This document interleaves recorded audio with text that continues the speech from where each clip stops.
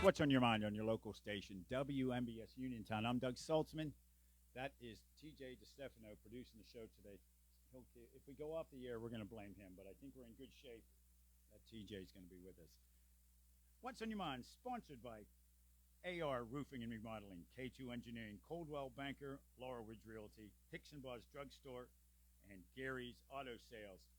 Again, I'm Doug Saltzman, filling in for Russ today. Happy to be with you. I tell you, by the time I'm done tonight, I think folks are going to be sick of hearing from me. I will be with you till 3 o'clock, then back between 5 and 8:30 for the afternoon drive show. Nick will be producing the show at this point.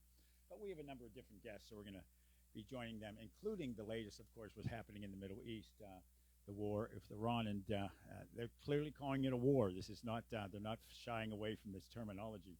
So we're going to check in with CBS correspondent and reporter from Jerusalem, Linda Gradstein. We'll be waiting for her call to come in. As soon as she does, we'll be chatting it up with her. Also, we try to bounce around different topics. Everything can't be so deep and tough related, of course. I was recently at the Westmoreland Museum of American Art over in Greensburg, and we thought we'd have a representative on. Once in a while, I like to check in with different museums and find out what's going on in their world. So we're going to check in. There's some events coming up. So we're going to talk with Claire Ertl. She's director of marketing and public affairs, public relations for the museum. We'll talk to her after the break at the bottom of the hour. We'll also take your calls on the WVU Medicine Uniontown Hospital talk line, 724-438-4593. If you want to talk, what are your thoughts on what's happening in the Middle East? It is full-fledged. They said for the first time since World War II, a U.S. submarine has taken out a ship. I would have thought that would have happened before, maybe during one of the Gulf Wars or the war on terrorism, but said it was the first time since did I get this right, 1943, 1944, that an American submarine has taken out a ship. Of course, and they've indicated they're basically, at this point, have totally destroyed the Iranian Navy and their naval forces. So a lot going on with that, obviously, and you're getting updates throughout the day. Just yesterday, we checked in with our friend Major Mike Lyons, military analyst, give us his take on things. He of course served various positions when he was in the U.S. Army, and we talked about the ongoing issues of the exact information, what's coming in from Iran, what's coming from the White House, that sort of thing. So all those things will come together little by little as we get more and more information of what's going on over there. And then in the second hour of the show today, we try to check in with GOP political analyst and consultant Christopher Nicholas. We're going to talk to him. Once again, Pennsylvania is going to be at the forefront of elections this fall. This is a midterm election, of course, 2026. Never bodes well usually for the party of the president.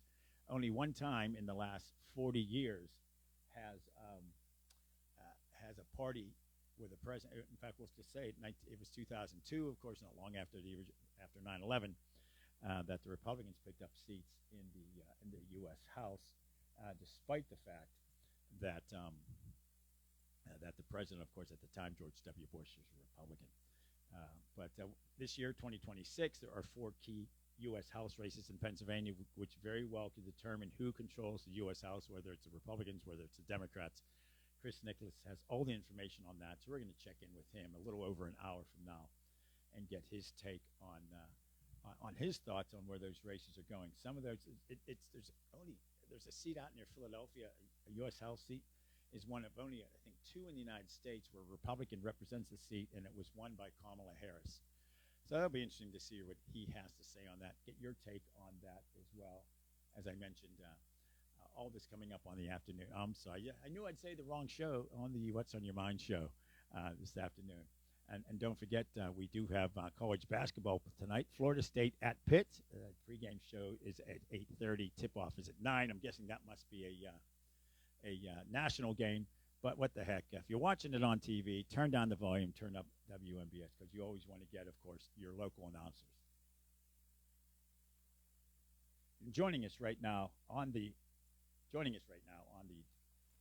WVU Medicine Uniontown Hospital talk line, live from Jerusalem, CBS News correspondent and anchor, and foreign correspondent, of course, Linda Gradstein. Linda, thank you very much for joining us today.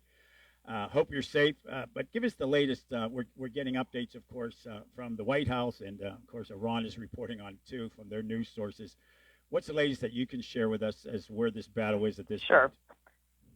Well, the latest is that there have been a day of really widespread Israeli and American strikes all across Iran. If up until now it was really kind of concentrated in Tehran, now Israel is saying that it's hitting, targets connected to both the ballistic missile program and the nuclear program throughout Iran, including in Isfahan, in Shiraz, hundreds and hundreds of attacks over the last few days. However, Iran does still maintain the ability to fire missiles, and Israelis today were sort of in and out of their safe rooms most of the day.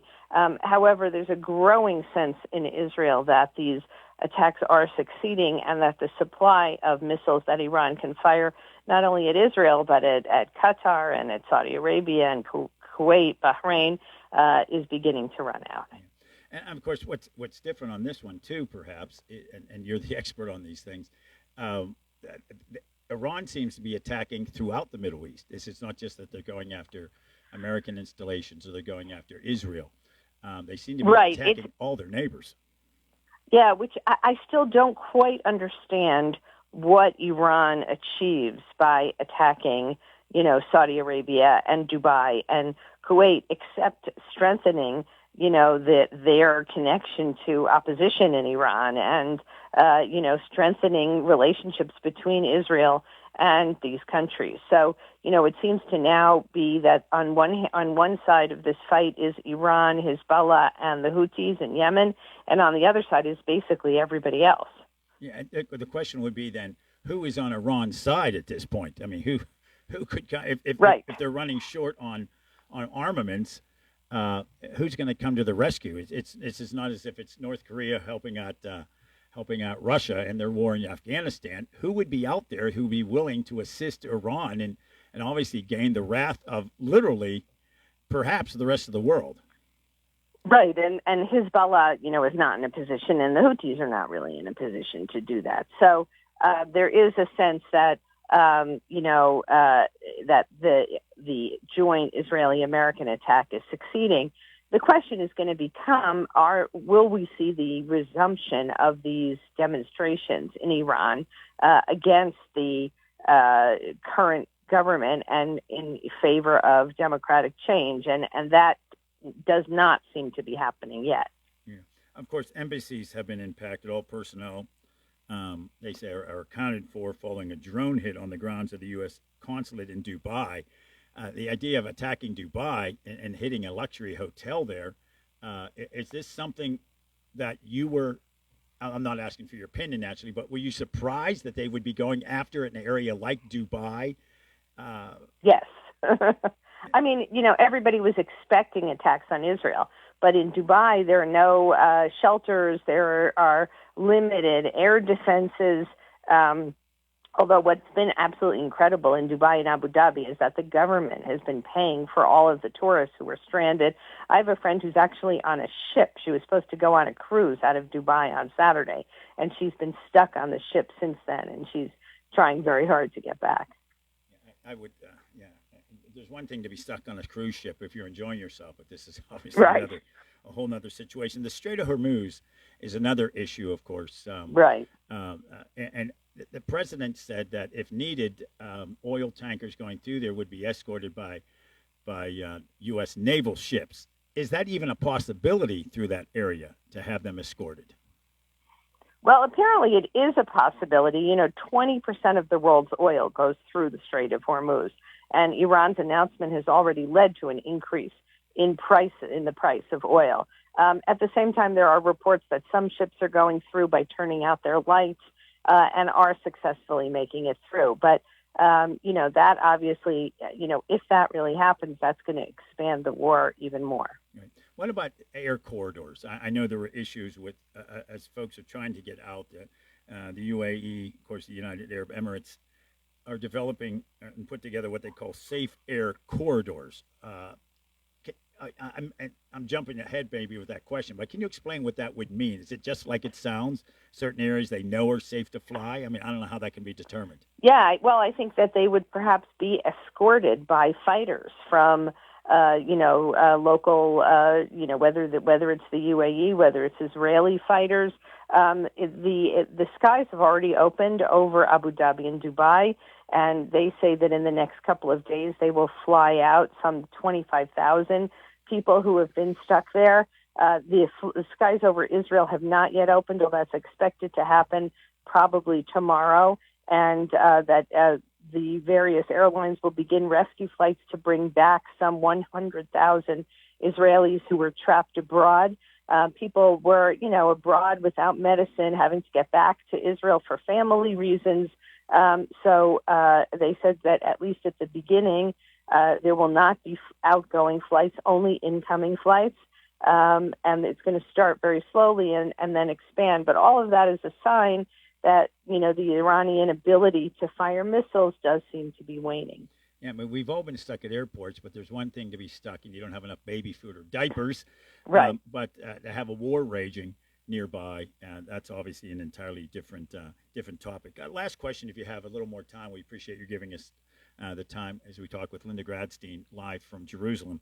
The drones and other, the president has said that they've struck a compound belonging to the group responsible for electing Iran's next supreme leader. Obviously, it's not a democracy. This is not an open election. Is there any indication of who's actually running the country at this point? Right. Well, that is a good question. And who do you negotiate with, right? So, there are still some of the senior officers of the Revolutionary Guards are still in place, and there's talk that perhaps Khomeini's son will take over.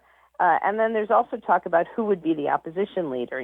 Would it be the son of the former Shah, Reza Pahlavi, or somebody else? But there do seem to be at least some senior Iranian leaders still in charge. Israel says it has assassinated dozens of them, but there are still, some people in charge. And you do see the modesty police, the police guards, in the streets trying to prevent demonstrations from starting. So the Iranian, religious theocracy does still seem to be in power. Yeah, and obviously there's going to be a lot of, as they call it, at least in the military, there'll be promotions based on who's left, I suppose, right. To be part of that group who's responsible for electing Iran's next supreme leader. Is it an actual election, or is it this is who it's going to be?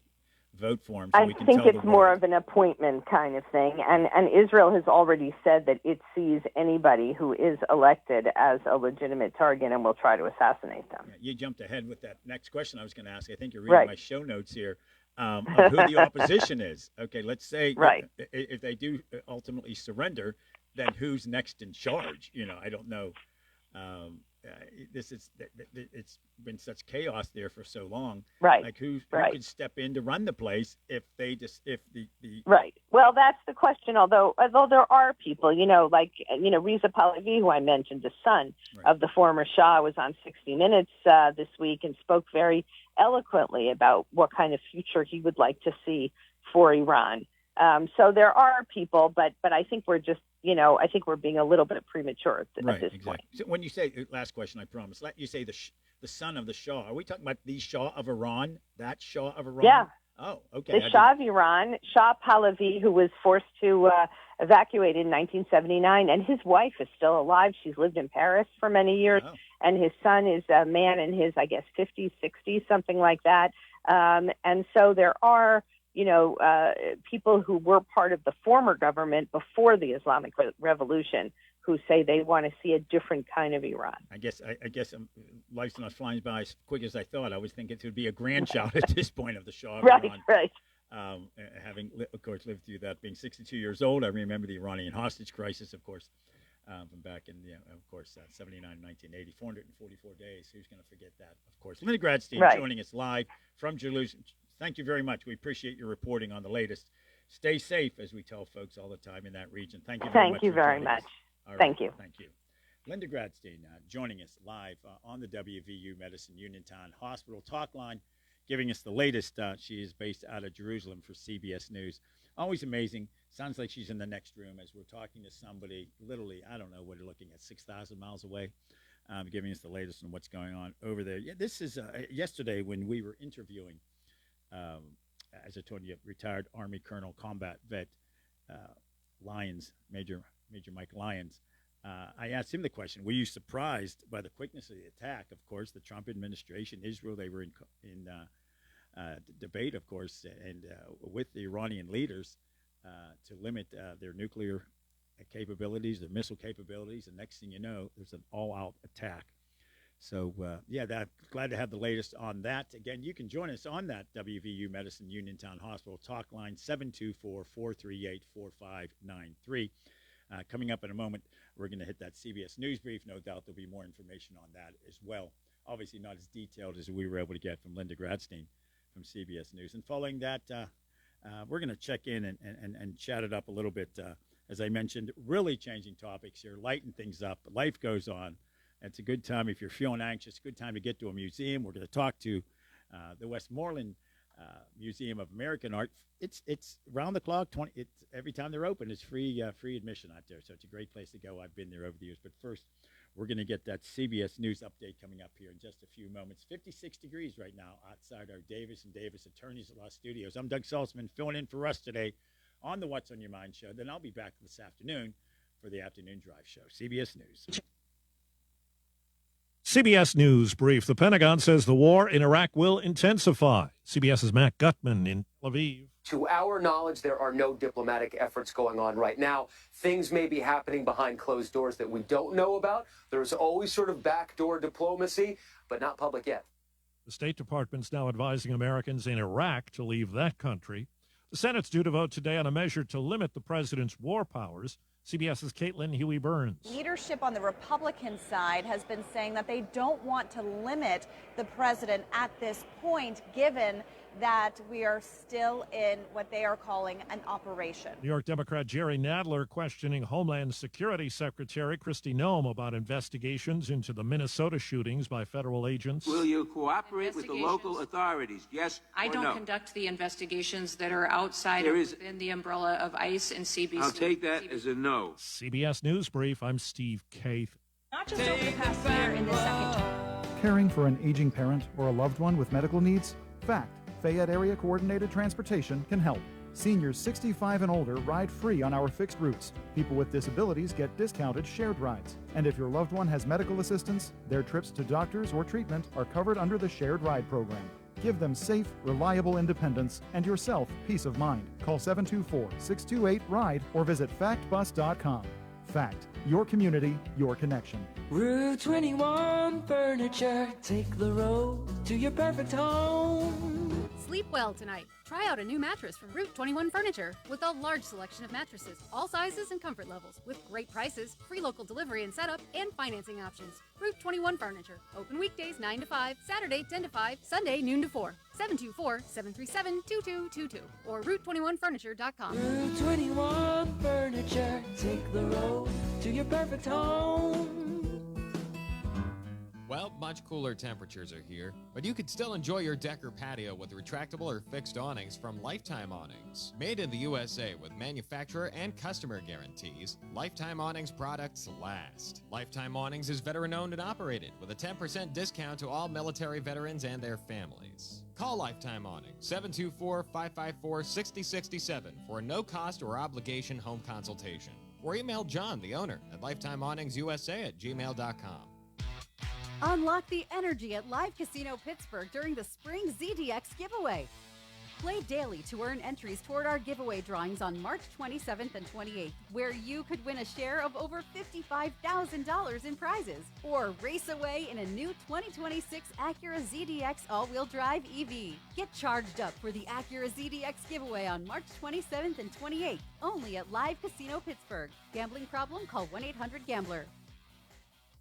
Are you looking to list or sell your house? Now is the time to let the professionals at Caldwell Banker Laurel Ridge Realty help you with all of your real estate needs. Caldwell Banker Laurel Ridge Realty has two convenient locations to better serve you. In Uniontown area, 724-437-7100, or in Connellsville area, 724-628-7200, and speak with one of our real estate professionals. Visit our website, caldwellbanker.com. We have been proudly serving Western Pennsylvania area for over 30 years and look forward to helping you with all of your real estate needs. Broker Paul Bortz Jr.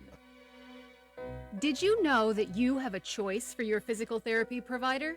NovaCare Rehabilitation offers same-day appointments, and oftentimes you don't need a prescription from your doctor to see us. We will make sure that you are treated as an individual and will work directly one-on-one with you to help achieve your goals. You have tried the rest, now try the best.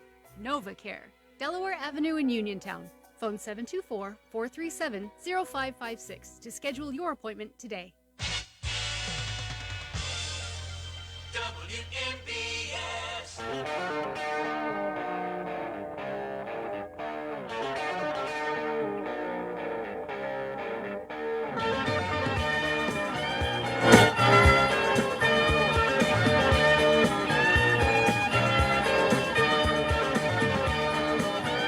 Now, if you're keeping track, you can put that song in the Doug Saltzman top 10 songs of all time, as far as I'm concerned.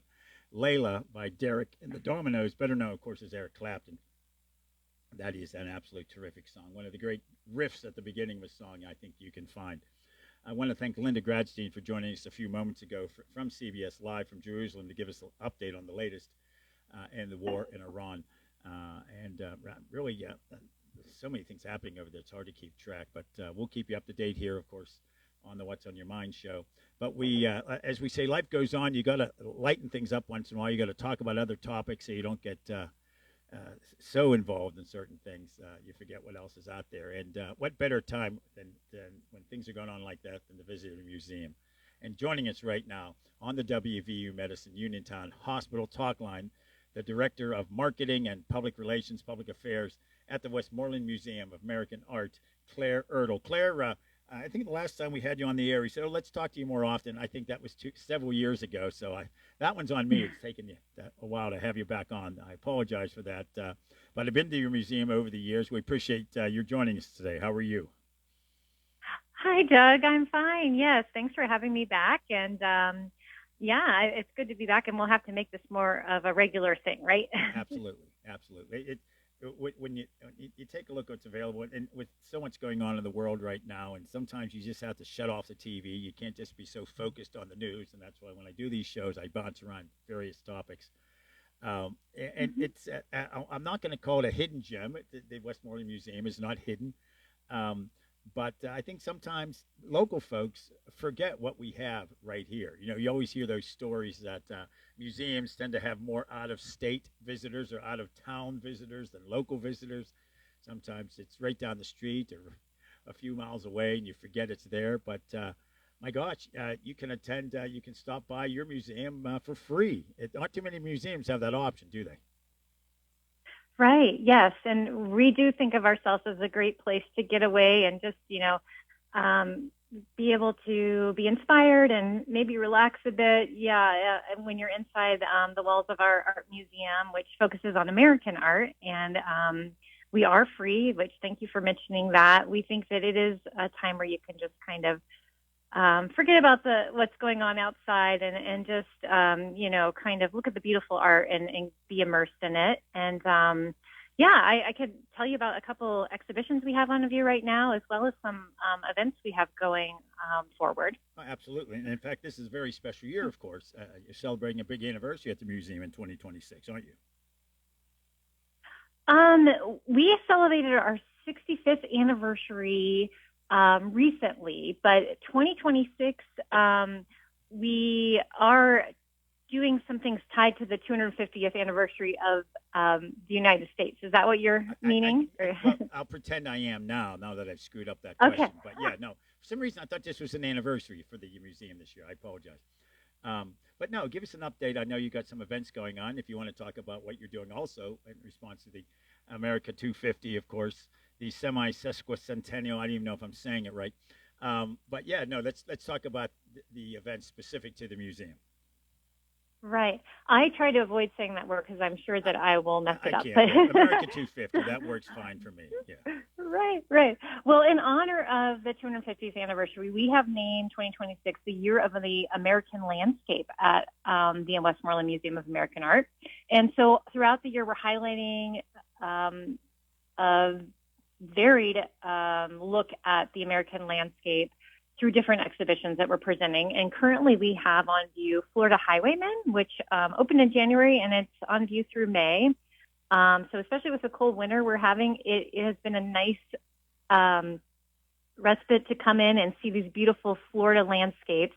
These were a group of painters that were self-taught, and they created works of art from the 1950s to the 80s, and they really were nicknamed the Highwaymen because a lot of them were African American, and or primarily all of them or most of them were African American. They would paint just right on the side of the highway and sell their paintings to tourists who were passing by. And in recent years, they've now been recognized for their talents, and they were named as part of the Florida Visual Art Hall of Fame. I think in the 90s. And there was a museum, the Addison Gallery, that had put together, through a collector who had collected a lot of these paintings, a traveling exhibition. And so we are the second venue to present that. And again, that'll be on through May. And you can come, even if you haven't just an hour to spend here, we have free on-site parking and admission is free.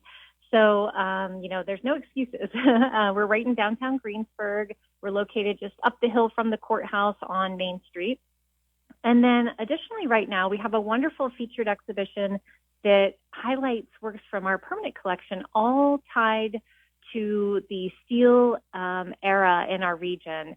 So that's kind of a strong suit of our collection, lots of industrial scenes. And so our Director of Learning, Engagement, and Partnerships, Dr. Erica Nichols, who is actually a historian and came to us from Fort Ligonier some years ago, put together this exhibition. And it really tells a story of why our region was such a, chosen as a critical area for the development of the steel based on the Three Rivers. So it kind of walks you through using paintings from our collection and sculptures, other works of art, to tell this story.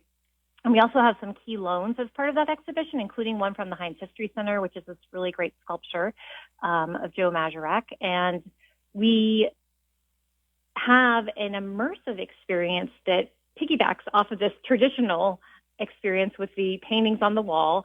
You can go into one of our large gallery spaces that's just adjacent, and we've brought these works to life, larger than life, and kind of tell a short story that the exhibition tells a more full story of, with select works from that. And you can stand in that gallery. It's kind of like if you heard of the Van Gogh immersive experience that was here in Pittsburgh years ago. It's sort of our mini version of that, but using these works of art that depict the steel era in Pittsburgh, the rise and fall of it. And we've really received tremendous feedback from visitors about it. People are loving it. Yeah. The Joe Mazurak one has caught my attention, of course. He's the sculptor of the make-believe, but the classic steel worker from this region. And a lot of folks don't remember when they were first talking about redoing or doing Point State Park of course, at the forks of the Ohio and the Monongahela, the Allegheny. Instead of a fountain, they were going to have an enormous statue of Joe Mazurak at that location, which literally. Yes. Well, Doug, Go ahead. That is the perfect thing that you bring up, because that is what is on loan to us from the Heinz History. It was like the study that was made by the artist for that. Yes, so you're familiar with that sculpture. So that's what we now have on view here as part of our Steel Valley Visions exhibition. Yeah. I think most people will probably be happy that it's a fountain. It's a cool statue, but a 100-foot statue of a steel worker bending a piece of steel in his hands would have been rather interesting. Not quite the St. Louis Arts. But yeah, that's I've seen that over at the Heinz History Center. We've had, of course, Andy Masick on our show over the years as well, who's president of the Heinz History Center. And that's one thing too. Museums are never consider themselves in competition with each other, right? They lend things to each other's museums. They work together. They want to. It's not viewed as competition, is it? That's absolutely correct, right? We partner with a lot of the different institutions in our region, not only museums, but other visual arts, related entities to present the exhibitions that we put on. Yeah. So it's a very collaborative, environment with amongst the museums and arts organizations. And we're very fortunate here in southwestern Pennsylvania when you think about what's available. The museums that, our regions, we're not Chicago, as big as Chicago, LA, New York, or Houston, et cetera. But the museum presence in southwestern Pennsylvania per capita has to be one of the highest in the United States. I don't know if that's ever been determined, but we're very fortunate here, aren't we? Yes, I would agree, and especially in the visual arts. There's so many great art museums with the Andy Warhol and the Mattress Factory and the Carnegie, of course, and the Frick, and and we're happy to be part of that. We're seeing really great attendance as of late. So we've come back from the pandemic and we're stronger than ever. We've had recorded just last year our highest attendance. So it's wonderful that the community, supports all of the great museums in the region. But we do hear, like you were saying, people that, it's just, I've lived in Greensburg all my life and I've never been there. And then they come and they're amazed. So hopefully people listening to the show might be one that said, I always wanted to check out that museum and I just never made the time. So I'm here to say, do it. You'll be happy you did. I just got an email here from one of our listeners at radiosaltzman@gmail.com saying, is it really free? What's the catch? And there's no catch, is there? There is no catch. Yeah, our previous director in 2018, she came from an institution previously that was a free art museum, the Crystal Bridges Museum in Arkansas. And when she came here, she was really hoping that she could achieve making our institution free. And so through some funding that we receive, and then also through the generosity of all of our members and donors, we're able to extend that free admission to the community. Now, with that being said, we do some events that have price tags associated with them. And Art and Bloom, which is coming up in March, is one of those. I was going to ask you about that. That's coming up in a few weeks, the Art and Bloom event. Tell us about that. Yeah, and Art and Bloom, it has become annual tradition here. This will be our third year. It's when we see some of our strongest attendance, and I'll have to say, I think it's probably my favorite time of year at the museum. So what we do is we enlist the help of talented local florists, or floral designers, and we handpick about 20 works of art throughout our galleries that are on view, and randomly assign them to the florists who have, through a call for artists process, they have submitted to be a part of Art and Bloom. And so those participating florists then, with the piece of art that they're assigned, they create beautiful, imaginative, creative floral displays that are their own interpretation of that work of art.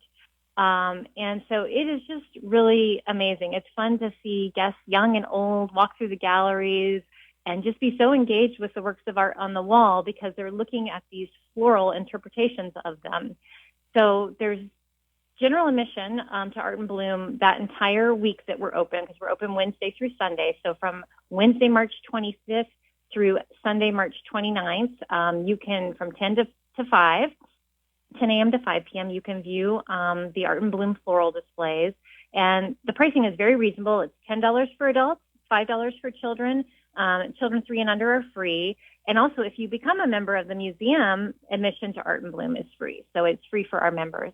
And then also, throughout the week, we have some other programming, like a floral workshop where just a small group of 20 learns how to make this really beautiful floral display from an expert floral designer.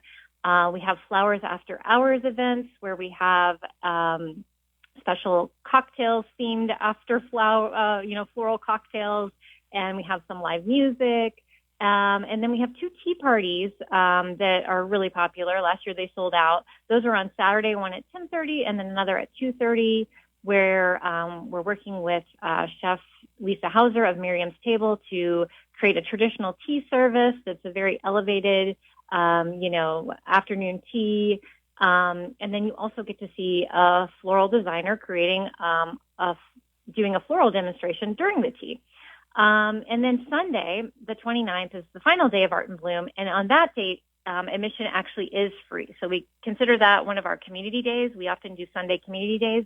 And so therefore, Art in Bloom will be free that day. We have some special activities for kids, a scavenger hunt, and there'll be a prize of, while supplies last, of some flower seeds that you receive once you complete your scavenger hunt. And that also is the day that we announce who wins the People's Choice Award. So it's the other fun component about it is that when you're an attendee at Art in Bloom, you get to look at all of the different floral displays and decide which one you love best and vote on it for the People's Choice Award. And then that florist actually ends up winning a cash prize. So. And of course, at this point, it's March. Kids are already counting down to summertime, and that's an opportunity for them to participate in your summer art camps, correct? Yes, thanks so much. My daughter will be one of those kids participating. She's bringing a group of friends, so they're going to have fun. But yeah, we just opened registration to summer art camps. We have those in June, July, August. You'll take a look on our website, parents, if you're interested, or grandparents. If you have any art lovers, we have one camp too that is a STEAM camp. So it's, science and engineering and art all combined. So that's another fun angle on it. We did that last year as well. My daughter attended that one and loved it. And we have one that's focused on puppets. So that's always very popular. We've done that in the past.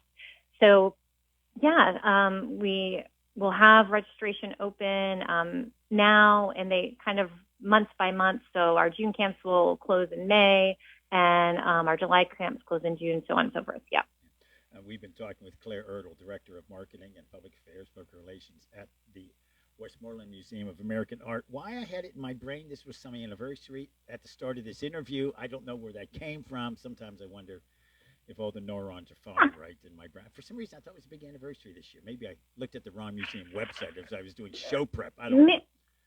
Well, we did just have our 65th anniversary. And you know what, Doug, do I have time to tell you one more thing? In April, we are opening an exhibition that's called Play Ball. And I think this might be of interest to some of your listeners. So it's the art of George Sosnick, who was an umpire and became, he was a self-taught artist, and he drew these amazing India ink images on baseballs, some of them game balls. And he was a Pittsburgh native. He was born here in Pittsburgh in 1924. We're going to have over 50 different baseballs that he drew on, including one that has a Roberto Clemente image on it. So if you have any baseball lovers in your family and maybe they haven't been to art museum before, that might be a great entry point for them to come see this play ball exhibition. There we go. Absolutely. Claire Erdl, thanks so much. We appreciate your taking time. Website, folks want to get information.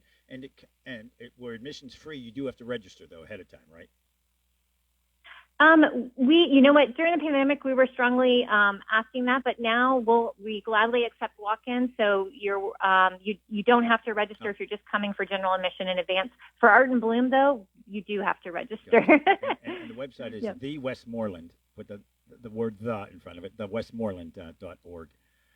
Maybe that's why. Maybe I hit westmoreland.org and I got another museum. I don't know what I was thinking.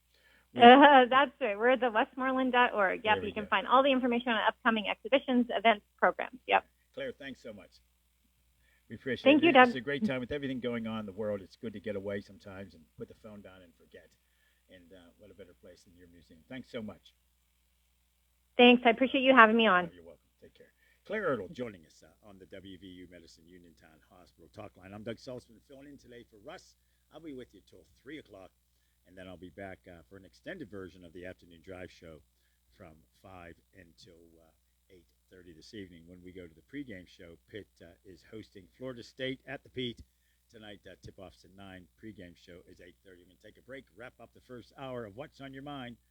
It is 56 degrees right now outside our Davis & Davis Attorneys at Law studios. Stick around. Wind, hail, sudden leaks. When your roof takes a beating, we're here for you at AR Roofing and Remodeling. We're a locally and veteran-owned contractor available 24/7 for repairs. As an Owens Corning Platinum Preferred Contractor, we get the job done right. call 724-550-3064 or visit arremodels.com for your free estimate.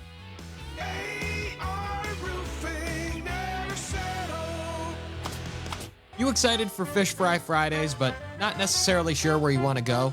Then may we suggest the Butte House of Fish at the West Licensing Fire Department on Butte Road in West Licensing. Fish fries are held every Friday through Good Friday from 11 a.m. to 7 p.m. Dine in or takeout. They offer 4 meal options and various traditional sides, including haluski and pierogies. Enjoy a great meal and then check out their Chinese auction, Progressive 50-50, and other raffles and games. See you Friday at the West Licensing VFD. When you need notary services, trust the best. Sandy Howell Notary Services, back-to-back gold medal winner for Best Notary in Fayette County. They're here for you with extended hours to fit your schedule.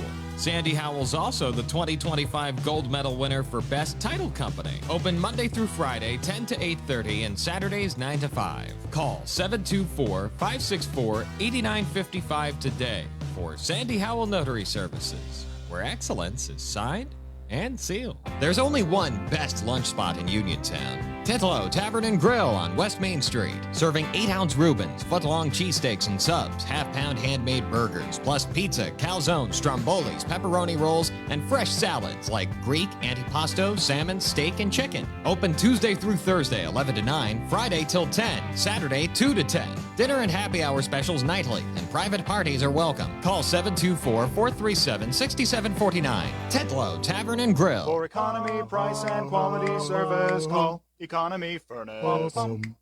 Don't rely on luck when it comes to your tax return. Hot days are on the way. Time to swap out that old air conditioner and stay cool all season long. Turning your tax return into an HVAC upgrade is a very smart move. As we spring ahead into summer heat, don't let your tax return sit idle. Invest in a home comfort system and enjoy comfort and savings for years to come. Our partnership with Amana means you can enjoy top-of-the-line quality and unbeatable efficiency. Not yet ready to replace? Remember to schedule a clean and tune-up for efficiency and longevity. Don't forget about those dirty ducts. Easy Air Professional Duct Cleaning will get the job done right with improved air quality and energy savings. Contact us today at 724-438-4575 for a free consultation to maximize your tax return, then enjoy a comfortable, healthy, and cool spring and summer. For economy, price, and quality service, call Economy Furnace. Looking to update your home? Koval Building Supply at 40 Monroe Avenue in Uniontown is more than your plumbing supply store. We specialize in kitchen and bathroom remodels that transform your space from outdated to outstanding. Our designers work with you to create the look you've always wanted with custom cabinetry, countertops, and flooring options to fit your style and budget. Call Koval today at 724-437-8824 or visit kovalsupply.com to plan your dream kitchen or bath. Koval Building Supply, everything you need to make your house feel like home. This is attorney Michael Mays of the Davis & Davis Law Firm. We have been helping injured people just like you recover millions of dollars for over 45 years. If you're hurt or injured, I want to meet you and make sure you get the money that you deserve. Call me at 724-437-2799 for your free consultation. The Davis & Davis Law Firm has been protecting our neighbors in Greene and Fayette counties for over 45 years. Go to davisanddavislaw.com or call 724-437-2799 for your free consultation. WMBS.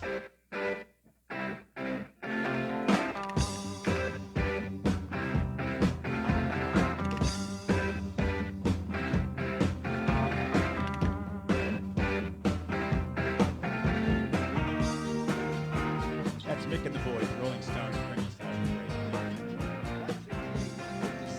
the right now outside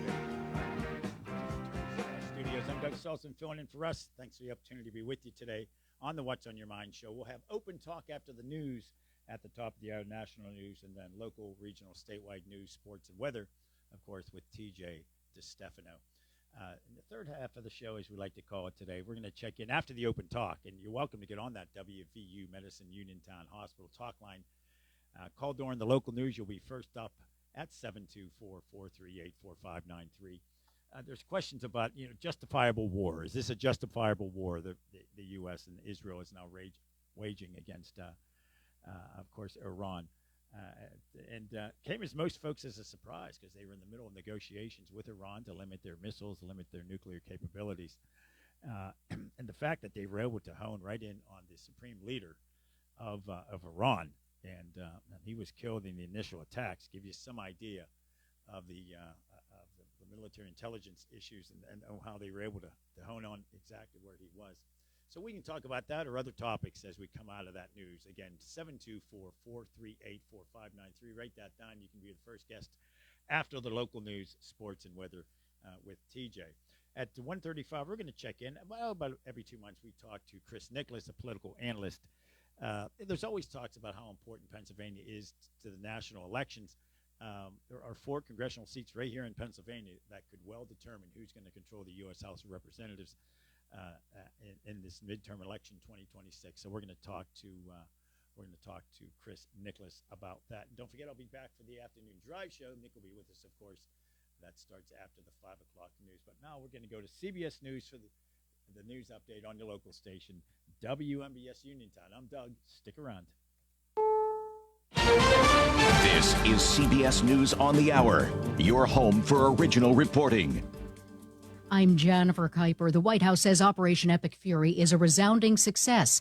Many Americans are still trapped in the Middle East, unable to leave because of the fighting with Iran. CBS's Cammie McCormick reports. The U.S. Embassy in Iraq is telling Americans there to leave and have a supply of water, food, and other essential items. This New Jersey woman has been stuck in Kuwait. We can see the missiles, it's crazy. Nobody's feeling safe at all. The State Department says it's working to get charter flights operating, but Secretary of State Marco Rubio says one of the biggest obstacles has been airspace closures in the region. Defense Secretary Pete Hegseth says the U.S. is just getting started when it comes to the war with Iran. Iran's capabilities are evaporating by the hour, while American strength grows fiercer, smarter, and utterly dominant. More bombers and more fighters are arriving just today. A U.S. submarine has sunk an Iranian warship in the Indian Ocean. Sri Lanka's Navy says it has recovered 87 bodies and rescued 32 people from that ship.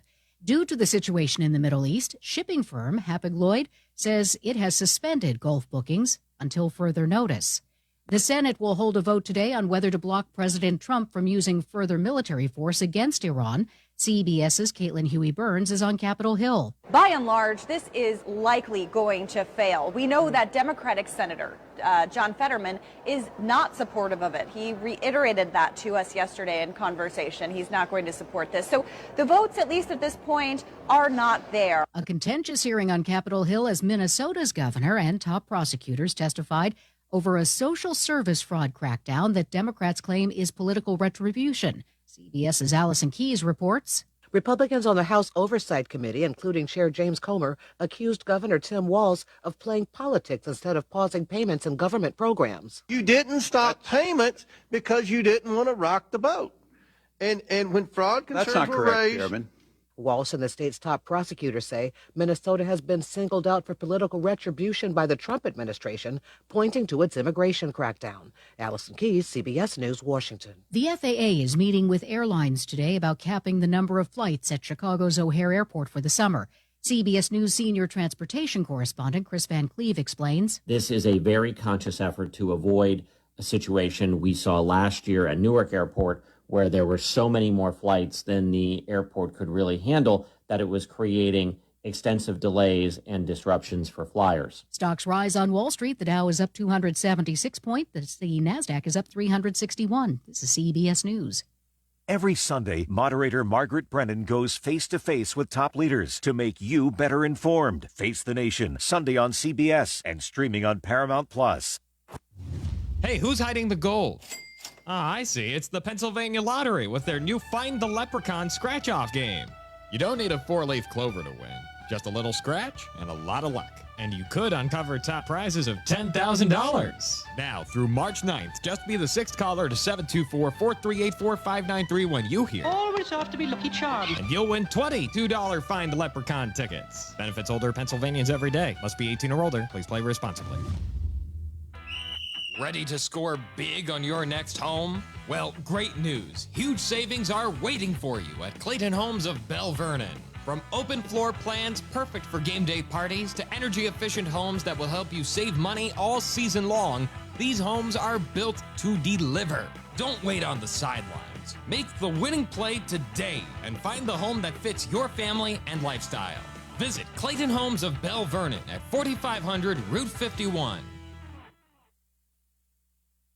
Clocks this weekend. Researchers at Purdue University, including Michael Liam Smith, looked at millions of social media posts about time changes, one of which occurs in the U.S. this weekend. It's probably no surprise that most people don't like moving clocks back or forward an hour in March and in early November. And it's pretty negative. There seems like for the first few days, there's not as many fans as there are critics of time-shifting events. Most polls suggest Americans overwhelmingly favor keeping clocks the same year-round. Jim Crisula, CBS News. It's officially named the World Baseball Classic, but for the Group C games in Japan, simply call it the World according to Shohei Ohtani.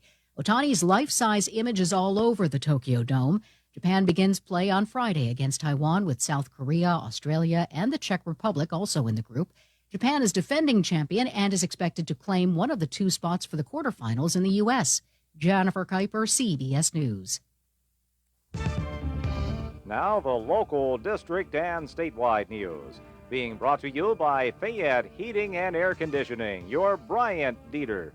Keeping you warm and cozy in winter and cool and comfortable in summer with a quality Bryant gas furnace or air conditioning system. And now the news. And good afternoon. It is 2:05. It is cloudy and 56 outside the Davis & Davis Attorneys at Law Studios. Injured call today for your free consultation, 724-437-2799. Your local station, 590 AM, 101.1 FM, WMBS. I'm TJ DeStefano. Sports and weather will follow the news. The Case Foundation Dodge for a Cause Dodgeball fundraiser held February 22nd at the Uniontown YMCA raised over $4,200 to support its mission of helping children participate in sports. 10 teams competed in the round-robin event, which was described as a successful celebration of the community and kids' dreams. The foundation, which was started in July, uses these funds to cover youth sports registration costs for families earning $49,000 or less annually, and it plans additional fundraising events.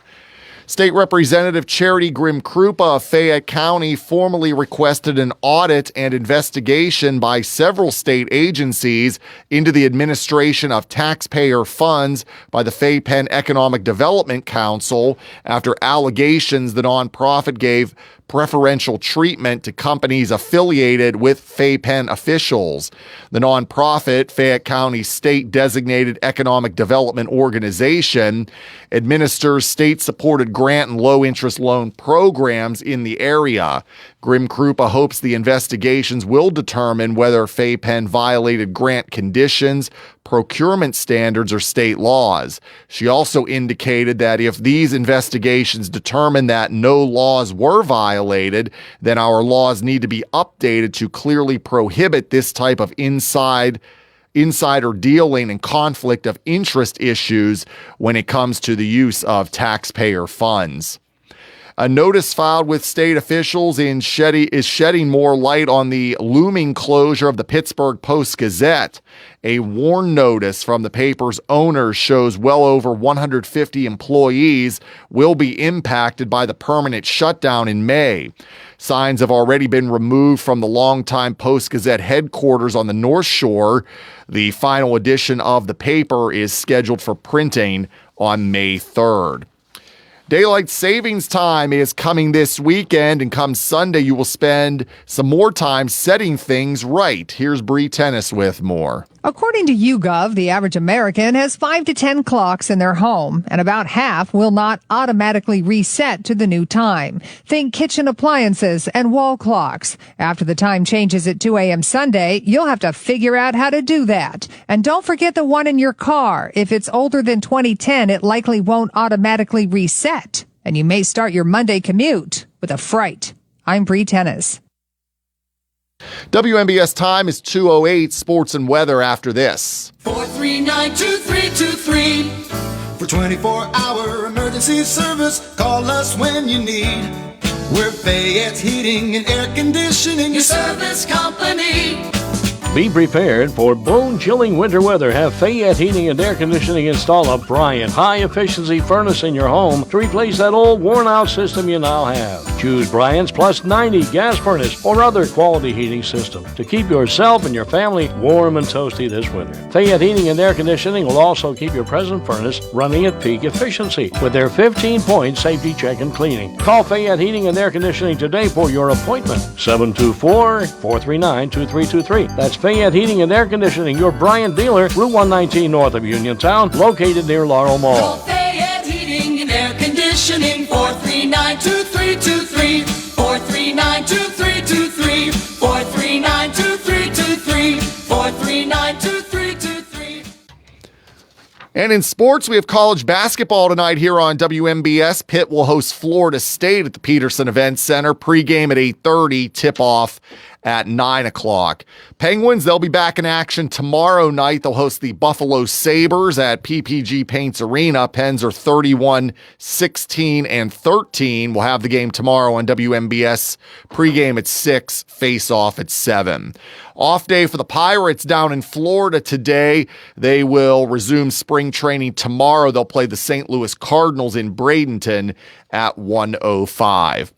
Cloudy, could see a few showers this afternoon, 58. Periods of rain tonight, 54. And rain tomorrow with a high of 66. We'll have cloudy skies and 70 on Friday. Right now, it is cloudy and 56 outside the Davis & Davis Attorneys at Law Studios. 2:10 is our time on this Wednesday. I'm TJ DeStefano. Up next, hour 2 of What's on Your Mind with Doug Saltzman here on WMBS. The local, district, and statewide news has been brought to you by Fayette Heating and Air Conditioning, your Bryant dealer. Route 119 north of Uniontown, located near Laurel Mall. Phone 439-2323. You may have noticed a new internet company knocking at your door with claims like, "I'm not here to sell you anything," or "I wouldn't lie to you." The truth is, Armstrong has played an important role in your community for decades, and we're not going anywhere. That new internet provider will probably change their name, get bought out by another company, or fold completely. Armstrong, the internet you count on, the people you trust. Visit ArmstrongOneWire.com today or anytime in the future. If you are looking for a trusted local law firm with a strong commitment to their clients, look no further than Zebley Law Offices. Attorney Zebley has been practicing law in Fayette County for more than 4 decades. Although specializing in bankruptcy, Zebley also handles real estate matters, civil suits, collections, wills, powers of attorney, and more. If you need legal help, go with a name you recognize and trust. Call Zebley Law Offices today at 724-439-9200. Hey, you looking for a quality pre-owned vehicle? Well, look no more, because with over 200 vehicles, Gary's Auto Sales is the largest used car dealer in the area. Whether you want a car, a truck, or an SUV, you'll absolutely find what you're looking for at Gary's. Gary's has been in business since 1974. You can visit them online at Gary'sAutoSales.com, or you can give them a call at 724-626-8080. Gary's Auto Sales. Many miles, many smiles. Are you considering a project design and don't know where to start? K2 Engineering offers a wide range of professional civil, architectural, and municipal services to meet your individual project needs. Our versatility combined with our personalized approach is what sets us apart as a full-service engineering and consultation firm. To learn more about our services, please visit us on the web at www.k2engineering.net. K2 Engineering, where customer service is our priority. Did you know that you have a choice for your physical therapy provider? NovaCare Rehabilitation offers same-day appointments, and oftentimes you don't need a prescription from your doctor to see us. We will make sure that you are treated as an individual and will work directly one-on-one with you to help achieve your goals. You have tried the rest, now try the best. NovaCare, Delaware Avenue in Uniontown. Phone 724-437-0556 to schedule your appointment today.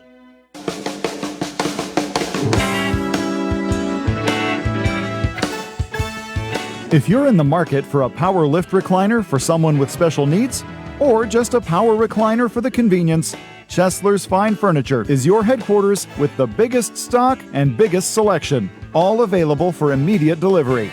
Select from Lazy Boy, Catnapper, and Mega Motion in a variety of sizes, styles, and features. Some have heat and massage and power headrests. Or select a total lay flat model with feet elevated. Chesler's has fabrics in a variety of textures and colors. There is surely one to fit your needs. And remember, the team at Chesler's services all recliners purchased from their showroom. Power lift recliners start at $7.99, and regular power recliners start at just $6.59. Credit terms, layaway, and delivery are available. Chesler's Fine Furniture, Route 51 in Uniontown, where customers send their friends. Are you looking to list or sell your house? Now is the time to let the professionals at Caldwell Banker Laurel Ridge Realty help you with all of your real estate needs. Caldwell Banker Laurel Ridge Realty has 2 convenient locations to better serve you. In Uniontown area, 724-437-7100, or in Connellsville area, 724-628-7200, and speak with one of our real estate professionals. Visit our website, caldwellbanker.com. We have been proudly serving Western Pennsylvania area for over 30 years and look forward to helping you with all of your real estate needs. Broker Paul Borch Jr. Your local station, WMBS. The views and opinions presented by the host, guests, or callers on this program do not necessarily represent the positions of WMBS Radio.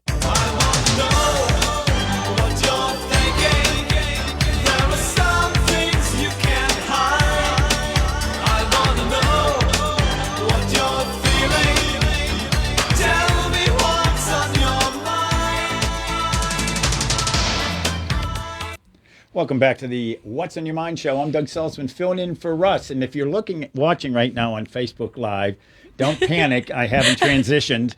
That is Haley Bill, our intern here at WMBS, and we thought we'd bring her down here. Hello, everyone. And put her on the air, and she's also on Facebook. Yeah, people are looking now like, well, Doug, you look a lot better than you did a few moments ago, and you have a lot more hair than Your you hair did. grew. Yeah. It really grew a lot more. That's for sure. Well, welcome back, by the way. On the What's on Your Mind show. I'll be back with you today. I tell you, folks are going to be sick of hearing from me today, Haley. I'll be on from 5 to 8:30 as well. Goodness. For my normal show. A little longer today because Yeah. Pitt basketball pregame starts at 8:30. They're hosting Florida State. Pitt's having a rough year, that's for sure. Jeez, that's a lot to talk about. Pitt's basketball. We'll fill in the time. I have lots Yeah. of guests, and we have another one coming up at 2:35. But in the meantime, we thought we'd have the intern on here, Haley Bill. Unique last name. I've never heard that last name before. Where do you go to school? Give us some background on what you're up to. Of course. So, like Doug had said, my name's Haley Bill. I'm a senior at Albert Gallatin High School, as well as the Fayette County Career and Technical Institute, where I study agricultural production and science. So I'm a third-year student at the CTI, but like I mentioned, a senior. So I'm graduating in June, which is super exciting. And then upon graduation, I am attending the Ohio State University for Agricultural Communications. You know, I'm a Penn Stater, Haley, and they have a great agriculture program at Penn State. They do. Listen, they do. And I was a full Penn Stater until our Fayette campus shut down here a little bit ago, and they can't accept my class of students, or I would be going to Penn State. That's okay. Ohio State's part of the Big Ten, so yes, they are. Go Buckeyes, I'm right? okay with that. I thought for sure that Penn State and Ohio State were going to be in at least the Big Ten championship this year. Who would think that? And you know, Penn State just collapsed. They did, and I'm not a sports person, but I did keep up a little bit this year just because Ohio State was doing so well. My mom and I mostly were keeping up with the Buckeyes playing, so. Yeah, I get a little annoyed by the Ohio State University. No, but, you have to push it, Ohio State. The Ohio State University. Yeah, it's it's funny. There's Ohio State University and there's Ohio University. There is, yeah. A lot of people get that confused. They do. And Ohio University, I have cousins that went there, and they said they felt a little inferiority complex, of course. That's how are you going to compete? Ohio State rules the world in Ohio. I mean, there obviously there's a lot of good universities throughout Ohio. Yeah. My niece went to Kent State. Okay. Which is a lot bigger than I didn't realize Kent State was such a big school till a couple times I went up there to pick her up and bring her home. Really? Yeah, I know a few, actually, a girl that went to Kent State. So. Yeah, it's a good school as well. Yeah. So, again, give me this major, the major you're planning on getting. Agricultural Communications. Explain what that is. So agricultural communications is pretty much communicating agriculture, go figure, but it's everything from, seed sales, nutrient sales, marketing. There's a lot that you can do in ag communications, it's so broad, which is why I feel it's a really good pick as a major for someone like myself, being a little bit more, at least working here, I think a little bit more extroverted. I really enjoy the publications part of agriculture, giving people the behind the scenes, the truth of American ag and what's really happening and why it's so important to be educated on American agriculture. So yeah, it's just communicating all ends of agriculture from sales to marketing, everything in between. Digital marketing, which is huge now, so social media, that's something I feel strongly about, that it can be used to better everyone's understanding on American ag. But working here has helped me a lot, actually. Not necessarily that I want to go into radio production as much as I enjoy it right now. I don't see a career for myself right now in that. I really want to work in seed or nutrient sales. So go to farmers. Actually, I kind of want to move out west, which if my parents are listening, they're going to, have a ball over that. But I do want to go out west. You're just breaking that news now over the air to your parents? No, it's been a common topic actually in the Bill household, just the whole going to Ohio for college thing. I move in August. So after that, I don't know where I'm going to end up. I think that I'm going to have to go a little bit more west to secure a job that I'll be happy with. But other than that, I would like to go out west and work in here in the some great sales. Commonwealth of Pennsylvania. There's always two industries that claim that they're the number one industry in Pennsylvania, either tourism or agriculture. Yeah. And Pennsylvania, it's you come from either urban areas like Pittsburgh or Philly. Yeah. You don't think of. Most folks don't realize the amount of agriculture in Pennsylvania. It's massive. No. It's an enormous industry. So I think you can do very well right here. You don't have to move out west. You're right. And, so ag is our number one industry in both Fayette County and Pennsylvania. Tourism is right behind it. And agritourism is really growing, actually. But I do definitely think there's tons of opportunity here in Fayette County as far as agriculture goes. So a lot of people think it's just your typical farmer and things like that. So there's a lot of opportunity here, but I just feel like to expand myself, that much further, particularly maybe in the cattle industry with nutrient sales. I don't know. I can't guarantee, either way, but out east in Pennsylvania. Are you a 4-H'er? I am a 4-H'er. I'm a 4-H'er, FFA'er, county FFA president. I do it all. FFA, of course. I'm a suburban boy here, city boy. Okay. The Future Farmers of America, right? Future Farmers FFA. of America. Now it's been furthered onto the National FFA organization to be a little bit more inclusive, but a lot of people do recognize it as the Future Farmers of America. And of course, 4-H, my ex, we'll call her, was in 4-H in Westmoreland County. And we used to take the kids out to Westmoreland County Fair, the Fayette County Fair, because we tried to, they grew up in the suburbs, and we tried to explain, food doesn't come from the back room at the grocery store. It does not. Grow. And when we went there the one time, this is 40 years later, my then wife's 4-H leader was still the same leader of that 4-H group in Westmoreland County. Wow, you're kind of married into it once you. It's 4-H group. It's another myth. It's not just rural. There are 4-H groups in cities. Yeah, there is. And at one point we looked into our daughters.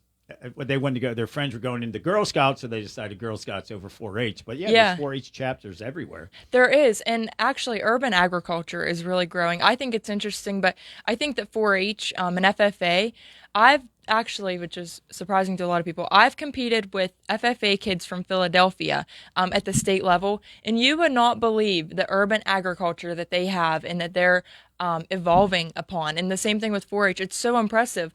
At least our county 4-H, we have sewing clubs and baking clubs, gardening clubs. I mean, you name it, our 4-H more than likely has it for you. It's more than just, your livestock farmers. No, absolutely. As we talk with in studio here with the WMBS intern, Haley Morgan Bill. And I don't have the name backwards, don't worry. And that's her, by the way, if you're watching us on Facebook. And that's not me, in case you're wondering if something went awry with your guest host today, Doug Saltzman, filling in for Russ Rhodes. 56 degrees right now outside our Davis & Davis Attorneys at Law studios. Yeah, when you talk about it's a very interesting career. Most people, when they're in high school, and now you're going to the Votech school locally too, correct? They still call it Votech. They called it back when I was a kid. Yeah, Votech, CTI, Tech. We call it all of it. But when you think of something, I was reading an article, this is a while back, about agritourism, which has been around forever and a day. But they think it really got into the American consciousness who weren't familiar with it from all crazy sources.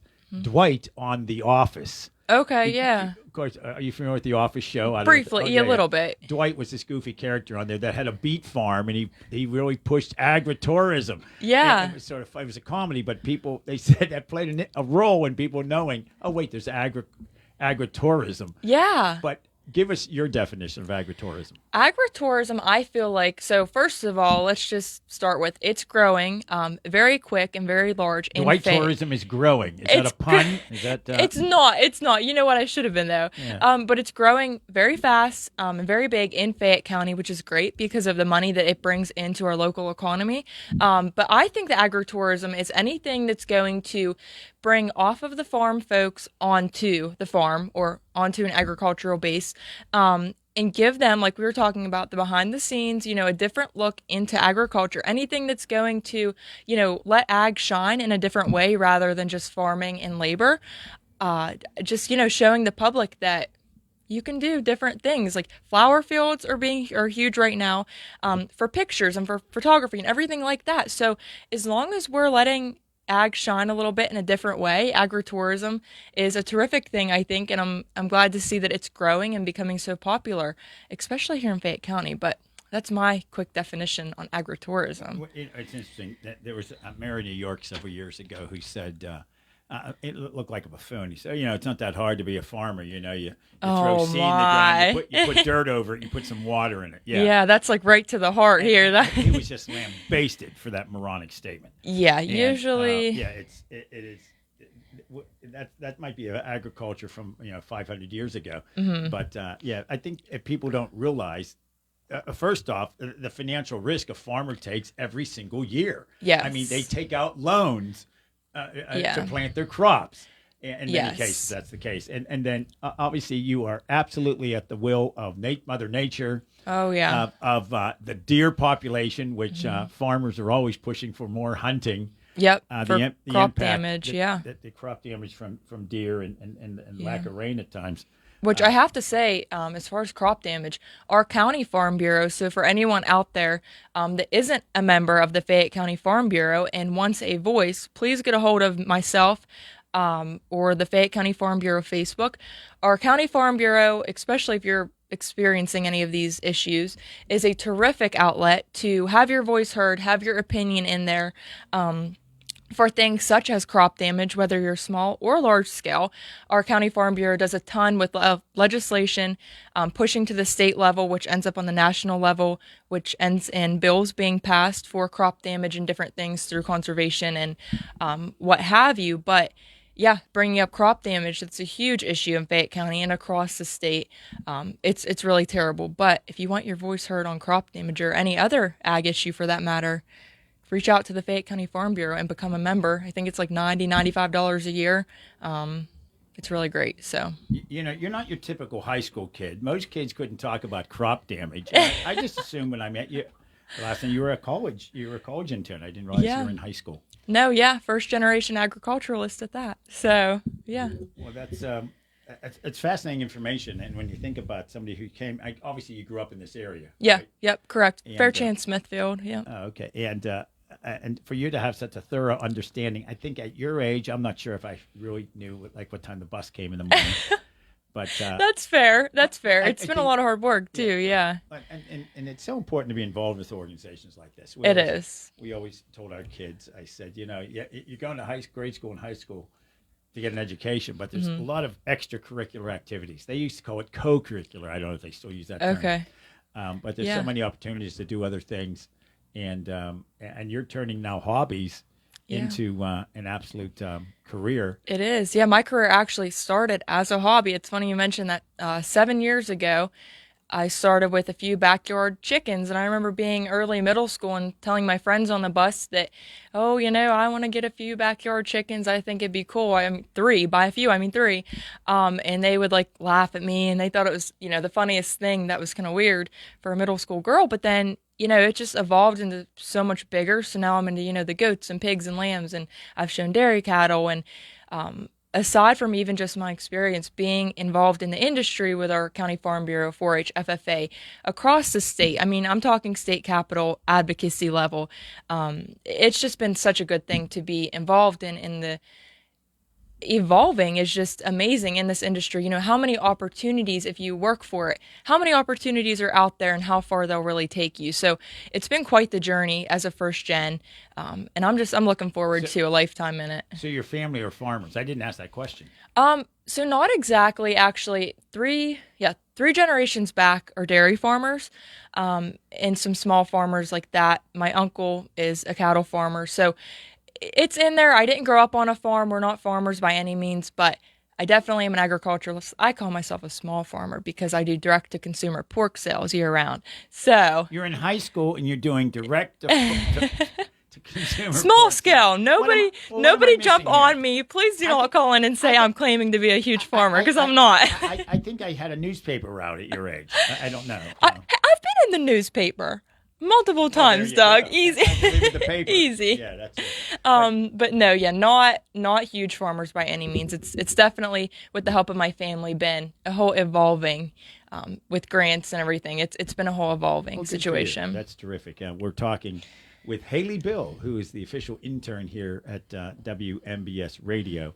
And I had a guest lined up for this segment, and I wasn't too sure how that was going to go, because you never knew with a new guest, and I wasn't feeling good about it, and she canceled. So we had you come on, spur of the moment instead, and it was a much better interview. Well, hopefully I'm, filling the shoes. People will get a better understanding, and kids should get more involved in activities like this. Oh, yeah. So, I can get on a soapbox about absolutely. this. Thanks so much. Thank you, Doug. No one's ever going to confuse you as not being an extrovert. My gosh, you're very well spoken. Thank you it's so great to much. have you in studio here. Thank you so much. On the What's on Your Mind show. Again, I'm Doug Saltzman, filling in for us. It's 56 degrees right now outside our Davis & Davis Attorneys Law Studios. We're going to hit that CBS News brief here in about 30 seconds. When we come back, we're going to check in with Chris Nicholas, the political analyst. Pennsylvania's going to play a big role in these midterm elections, and he's got his thumb and his finger on all that stuff. 4 major U.S. House races could determine who controls the U.S. House of Representatives following the midterm election. 4 seats right here in Pennsylvania. We'll get Chris's take on that leading up to 3 o'clock. Then I'll be back. If you haven't heard enough of me, be back at 5 after the 5 o'clock news. News is next. CBS News Brief. The White House says the U.S. expects to have full control over Iranian airspace within hours. And Press Secretary Caroline Leavitt also says to get Americans out of the Middle East. The administration is already rapidly chartering flights free of charge and booking commercial options, which we expect to become increasingly available as time goes on. House Democrats want to vote on a war powers resolution today that would limit President Trump's authority to strike Iran. House Speaker Mike Johnson. Congress has a constitutional right to exercise its oversight authority, and we will. But we also have a duty and obligation not to undercut our own national security. During a second day of questioning by a House committee, Democrat Jerry Nadler asks Homeland Security Secretary Kristi Noem about federal investigations of shootings involving agents. Will you cooperate with the local authorities? Yes or no? I don't conduct the investigations that are outside or within the umbrella of ICE and CBC. I'll take that as a no. CBS News Brief. I'm Jennifer Kuiper. Wind, hail, sudden leaks. When your roof takes a beating, we're here for you at AR Roofing and Remodeling. We're a locally and veteran-owned contractor available 24/7 for repairs. As an Owens Corning Platinum Preferred Contractor, we get the job done right. Call 724-550-3064 or visit arremodels.com for your free estimate. AR Roofing, never settle. For economy, price, and quality service, call Economy Furnace. Don't rely on luck when it comes to your tax return. Hot days are on the way. Time to swap out that old air conditioner and stay cool all season long. Turning your tax return into an HVAC upgrade is a very smart move. As we spring ahead into summer heat, don't let your tax return sit idle. Invest in a home comfort system and enjoy comfort and savings for years to come. Our partnership with Amana means you can enjoy top-of-the-line quality and unbeatable efficiency. Not yet ready to replace? Remember to schedule a clean and tune-up for efficiency and longevity. Don't forget about those dirty ducts. Easy Air Professional Duct Cleaning will get the job done right with improved air quality and energy savings. Contact us today at 724-438-4575 for a free consultation to maximize your tax return, then enjoy a comfortable, healthy, and cool spring and summer. For economy, price, and quality service, call Economy Furnace. Uniontown Liquidation Outlet wants to thank you for buying our special Fayette 2025. Come shop with us for the lowest prices around. We have toys, home goods, tools, electronics, and much more. We offer layaway, so stop in today and ask us how it works. We are located inside the Uniontown Mall. The Uniontown Liquidation Outlet. Visit us on Facebook, Uniontown Liquidation Outlet. Hope to see you soon. Businesses come in all shapes and sizes. Integrity doesn't. For more than a century, the Better Business Bureau has set the standards for how businesses should operate honestly and ethically. So when you're looking for a business you can trust, check to see who's BBB accredited and who isn't. Always choose the better business. Look for the BBB seal because it's looking out for you. That's why it's the sign of a better business. And find a better business anytime at bbb.org. Having Hicks & Buzz Drugstore in Uniontown means reliability, quality, and service. Pharmacists Stephen Harper and Seth Miller gladly answer healthcare questions and take care of your prescription needs. Hicks & Buzz also offers free prescription delivery, mail-out service for snowbirds, and dependable courteous service, all part of their good neighbor way of doing business. Hicks & Buzz Drugstore, 304 Morgantown Street, phone 724-437-2828. Open Monday through Friday, 9 to 6, Saturday till 3, closed Sunday at Hicks & Buzz Drugstore of Uniontown. Experiencing symptoms of COPD? Frontier Clinical Research in Scottsdale has been selected to conduct a clinical research study, and participants are needed. All study-related care will be provided at no cost, and no health insurance is required. Compensation up to $2,200 for qualified participants for time and travel. To learn more, call Frontier Clinical Research in Scottsdale at 724-220-5281. That's Frontier Clinical Research in Scottsdale at 724-220-5281.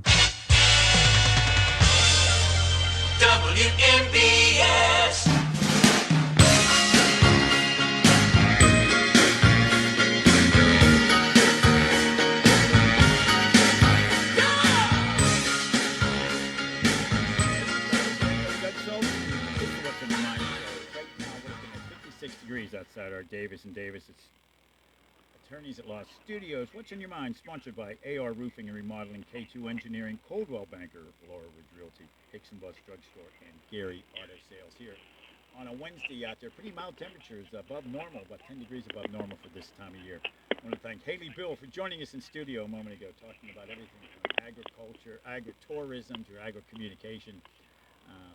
And future farmers of America, you name it, all important, critically important to an area like ours right here in Fayette County. And joining us right now on the WVU Medicine Uniontown Hospital Talk Line, veteran GOP political analyst and consultant Christopher Nicholas. Christopher, thanks very much for joining us. I was reading your most recent edition of Pennsylvania Political Digest.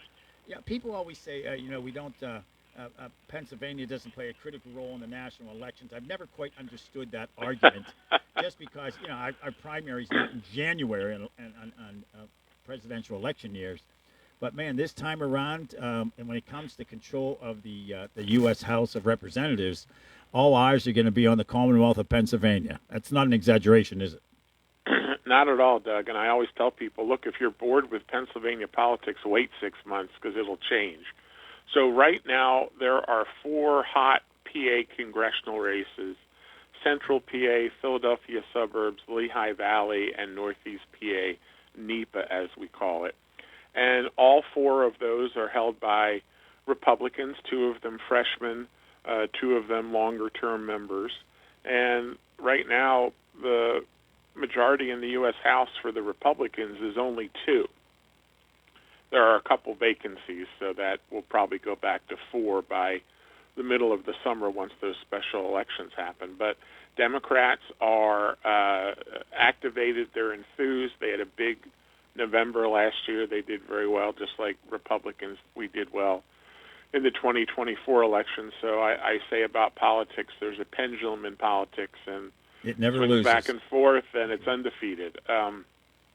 So these congressional races will bring a level of scrutiny to the state, in addition to the race we have for governor, in addition to the race we have for the state legislature. Both the House and Senate are very close. in terms of who controls them. So even though this is our once every 12-year short ballot because there's no U.S. Senator and there's none of our statewide row offices like Attorney General up, still very, very important elections. And the Democrats think if they can take 2 or 3 of those 4 hot congressional seats, districts 1, 7, 8, and 10, they think if they take at least 2, that means they're on track to flipping control of the U.S. House. And in a midterm election like we are now, the even year election that's not a presidential year, the party in power, Republicans, usually suffer setbacks. So the Democrats are very hot to trot that they can take back the House, again, because it's only a 2 or 3 seat majority as it stands now. So that magnifies every race. And again, we have 4 of them right here in Pennsylvania. 4 of our 17 House seats are definitely hot, hot, hot. It gives you some idea of how long I've been doing this. I think when I first entered the world of politics, I worked for then Congressman Tom Ridge. Did Pennsylvania have 27 congressional seats? I think maybe I'm off. You by a are couple. pretty old, Doug, but I would think you're not that old. Not that old. Okay. Yeah. How many so were there in the mid-'80s? I'm trying to think. I thought there were 27. Maybe there were 23. I think there were 23 at Okay. one point. Ridge's district was 21, and we're now Right. down to 17. So as the 1900s dawned, Pennsylvania had 36 congressional districts. Now, there were obviously fewer states than what we have now. And every 10 years since then, every cycle, as we call it, Pennsylvania has lost at least 1 congressional seat. So we've gone from 36 in 1900 down to 17 now. And that's not because our population is not growing. I hate to use a double negative.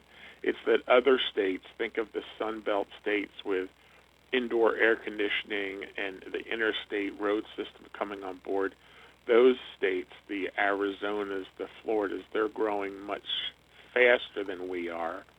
And congressional seats in the House are apportioned by the percentage of the national population you have. So our population is up. We're just lagging behind those faster-growing states, and after a while, they snag a seat because they have a higher share proportion of the population. Yeah. A year ago, there was a special election for a state Senate seat. The senator in the Lancaster area resigned to take a position with U.S. Senator Dave McCormick. That seat had been in Republican hands forever and a day, and it went Democrat. Is that Correct. an indication of things to come, or was that an indication, from what I heard, just a bad Republican candidate, or a combination? I would go with a combo packet there, Doug, right? The trend is your friend, as we say in politics, and the trend since Donald Trump came back for his second term is that Democrats are overperforming in special elections at every level, state, legislative, congressional. Now, sometimes they overperform and they still lose, right? They get 42% instead of 30%. In this case, in that 36th Senate district, a Democrat named James Malone, he overperformed enough to win. There was a candidate that the local Republican Party there in Lancaster County was not totally united behind. And in special elections, as we both know, being as old as we are, it's really about motivating and turning out your base. So the Democrats did a better job of that than the Republicans did. And that's why that seat, since it was created in the 1870s, had never been held by a Democrat. So James Malone is there, and my prediction is he will lose because turnout will not be low. It'll be high because it'll be on a regular scheduled day. His special election was on a day sometime in March, almost a year ago, where we don't normally ever have elections. So turnout was very low.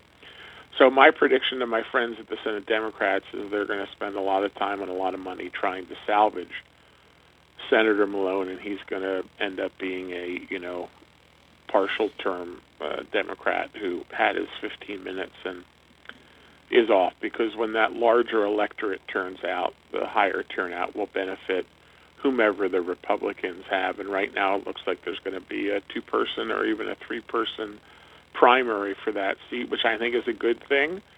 Competition is good, sharpens the mind. By the way, there were 20. I'm looking this up as we're talking here. And I want to give you kudos here. I thought it was 27 House seats in Pennsylvania in the 1980s.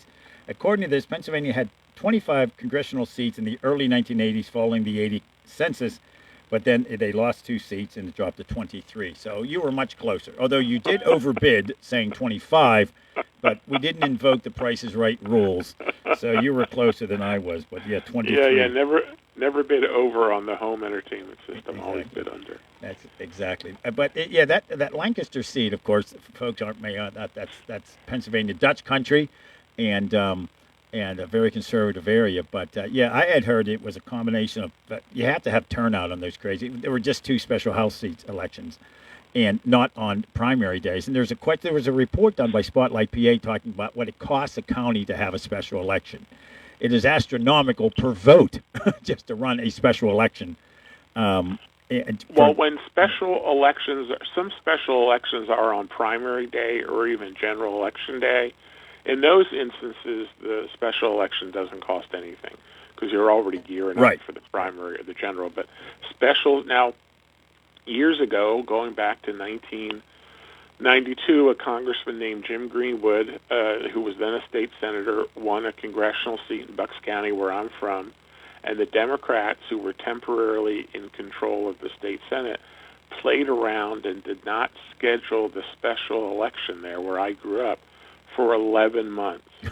So they disenfranchised, every state Senate seat, there's 50 of them, is 2% of the state.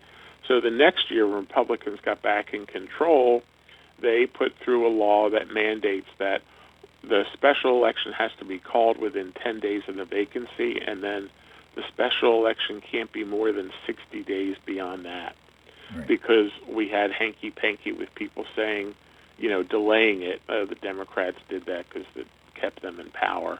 Now, they got what they deserved. They had that special election in July of 1993, thinking that all the rich Republicans that lived there would be down the shore at the beach. And sure enough, they had the special election. The Democratic candidate did not finish second. He finished third behind the Libertarian. And the Republican, Dave Heckler, who was a state rep, won and went on to have a long career in the Senate before going back home and becoming a judge and the DA. So that's why we have these specials on Tuesdays in the middle of March or April. Yeah, and of course, it's happened right here in southwestern Pennsylvania as well when the Republicans weren't pleased with one of their fellow members, Frank Pecora, who is from the eastern part of Allegheny County. And they eliminated his seat, but then he argued in court that he represented then that same numbered seat out in the east, and they held out. The Democrats took control of the state Senate for, what was it, a year and a half or something? It was the only time. That's that interregnum I was just talking about. Right, so, exactly. Look, the only thing worse than having special elections on weird Tuesdays in months where we normally don't have them is not having them scheduled and denying people their franchise and their right to be represented in the House and the Senate. And we are talking with veteran Republican political consultants with Eagle Consulting Group, Christopher Nicholas. But beyond that, of course, you are editor of something I read twice a week, the moment it arrives in my inbox, Pennsylvania Political Digest. There's a lot out there, a lot of opportunities to read about stuff. But and I'm not just saying this because you're a guest, and I've recommended it to a lot of people. The information that you provide in that is, and it does my show prep information as well. We're talking about what's going on in Pennsylvania in this midterm because of Pennsylvania Political Digest. But tell us a little more about that. So the PA Political Digest is something I started almost 2 years ago to kind of help educate my fellow Pennsylvanians and fellow Republicans on the goings-on in Pennsylvania. We have a very big state, a very diverse state. There's always a lot of stuff going on. There's never a boring moment, I think, in Pennsylvania politics. So if people just do a Google search for PA Political Digest, there's a way for them to get the truncated free version. There's also a way for them to pay $7 a month to get the premium paid subscription and get even more content and get it earlier in the day. And one of these days, Doug, I'm going to have you move up to being a paid subscriber, join the other brave Pennsylvanians who are paid subscribers to PPD. But we're having a renaissance in newsletters in the last couple of years. And as the kind of old-style media kind of fades away a little bit. The niches are being filled by people doing what I do, putting out a newsletter or putting out a show on YouTube, that sort of thing. So that's kind of where things are going, especially in the politics, finance, and entertainment places where people like to read anyway. So we're bringing more voices to it. And my goal every week when I write it, Doug, is for my readers to say at least once, oh, geez, I didn't know that before. See, So I was going to that's the lie goal. and say I get the paid version, but you beat me. you kept me from fibbing to our members, to our listeners, I should say. Yeah, and of course you also do the TV show naturally as well, and you can pick that up right here in southwestern PA. This week in Pennsylvania, it's on KDKA Plus, Channel 19 for you folks out there at noontime.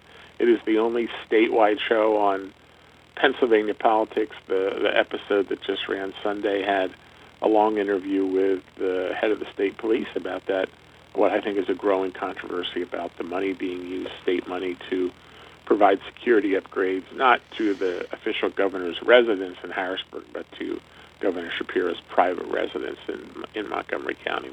And then every week I'm the Republican analyst, there's a Democratic analyst, and we bicker back and forth on TV, which people tell me they like to watch. Yeah, we've talked about that issue. The governor, the folks who might only listen to my afternoon drive show may not have heard those interviews, but we interviewed a law professor from St. Vincent's College, Bruce Ankowiak, is a former federal prosecutor. You name it, he's done it. And we talked to former Congresswoman Melissa Hart, who does real estate law for a living. And this idea that a governor of a state is having a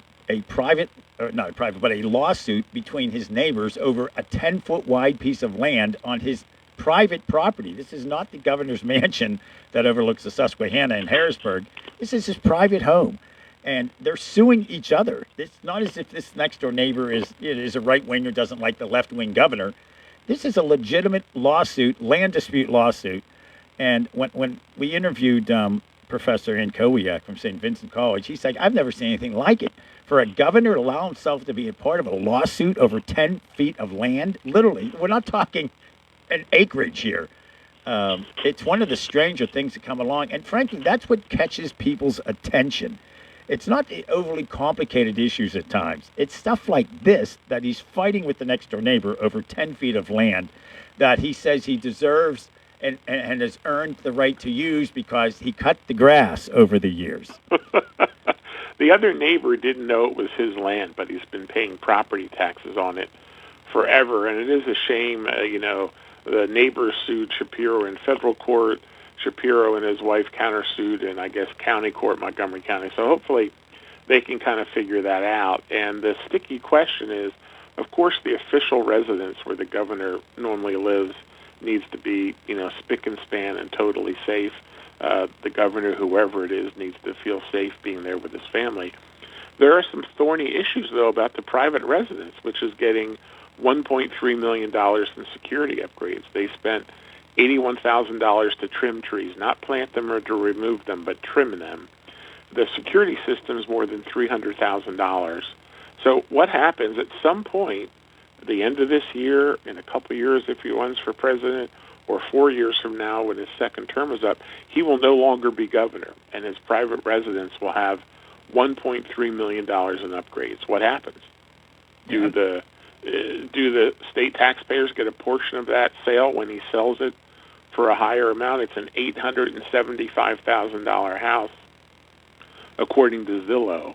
And what does this obligate us to for the next governor and the next governor and the next governor?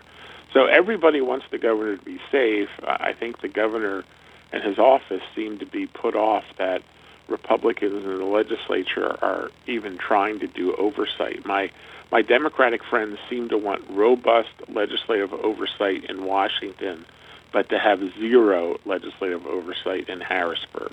And that's just not how the systems are supposed to operate. And, of course, his official residence was literally firebombed. That's not an exaggeration. And obviously the investigation's ongoing there. How that happened is beyond me, that somebody could get inside the governor's house and set it on fire. And it was a high holy day, and the governor's Jewish, so it wasn't just his family, it was their extended family. So you would think the state police, local police, whatever, would have been even more on guard than normal, because he obviously splits his time. He and his wife still have kids at home who are in, K through 12 school, wherever they go. So, you're back and forth. Everybody knows that your kid's school calendar controls your own personal calendar as a parent. So everybody wants the governor to be safe. And, we just live in a new age where, we didn't have to worry about this before. It's one of the stranger things. And what do I know about this? Wouldn't fill a thimble. But when you have a former federal prosecutor saying he's never seen a case like this, where a governor is suing over a 10-feet piece of land, 10 feet wide piece of land. And his home, it's a very nice looking home. When you think of an $800,000 house, you think of a mansion. It's not a mansion. It's just an expensive area to live. Correct. Yeah, and Correct. The question is, I have no problem. The governor should be absolutely safe. His official residence should be a fortress, frankly. But why this is happening at his private home? Now, of course, throw into the fact that money has to come from the state treasury, and by fluke, the state treasurer is running against him for governor. So, it feeds into a little bit of everything. But those are those issues that catch people's attention. Bill Peduto in Pittsburgh was known as Bike Lane Bill, and at one point when there was a governor's race, we had the Democratic candidate was known as the drink tax, Dan Honorado. So there's little issues that catch people's attention sometimes. It's sort of strange. And the odd thing is, just to put a cap on this if we can, is that when questioned, the state police said, we're taking orders from the governor on this. The governor's office said, we're taking orders from the state police on this. So, who knows? If everybody's in charge, you know what that means, Doug. Nobody's in charge. So that's the problem. So hopefully we'll get it figured out and figure out a new way forward. Google Chris Nicholas, Google Pennsylvania Political Digest as well, and you'll get more information all the time. Chris, thanks so much. You gave us an extended interview here. We appreciate it. Take care, Doug. See you All soon. right, Bye-bye. Bye-bye. Chris Nicholas joining us here on the WVU Medicine Uniontown Hospital Talk Line. Let's take a break and wrap up the show for the day. Thanks for listening. I'm Doug Saltzman, filling in for Russ. Unlock the energy at Live Casino Pittsburgh during the Spring ZDX giveaway.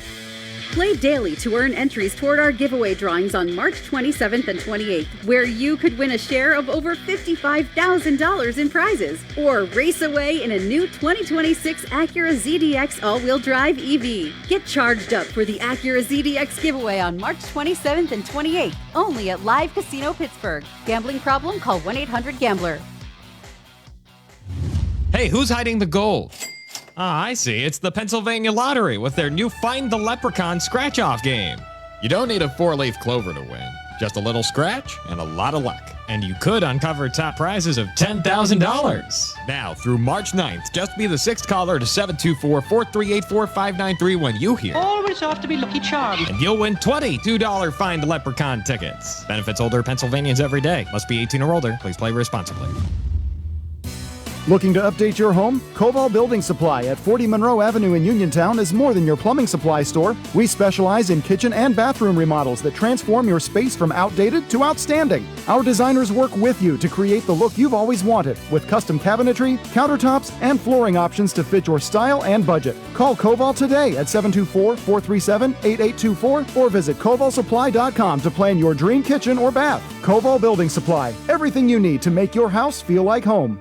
There's only one best lunch spot in Uniontown. Titlo Tavern and Grill on West Main Street, serving 8-ounce Reubens, foot-long cheesesteaks and subs, half-pound handmade burgers, plus pizza, calzone, strombolis, pepperoni rolls, and fresh salads like Greek, antipasto, salmon, steak, and chicken. Open Tuesday through Thursday, 11 to 9, Friday till 10, Saturday 2 to 10. Dinner and happy hour specials nightly, and private parties are welcome. Call 724-437-6749. Titlo Tavern and Grill. Falling in love with a house? Head over heels for a home plan? Take the plunge. Apply for a mortgage loan with First Federal Savings and Loan of Greene County.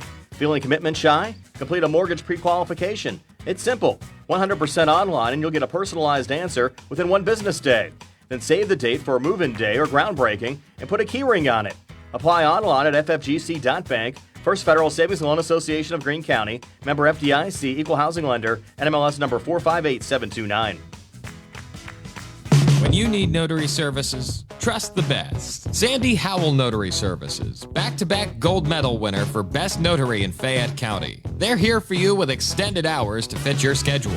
Sandy Howell's also the 2025 gold medal winner for Best Title Company. Open Monday through Friday, 10 to 8:30, and Saturdays, 9 to 5. Call 724-564-8955 today for Sandy Howell Notary Services, where excellence is signed and sealed.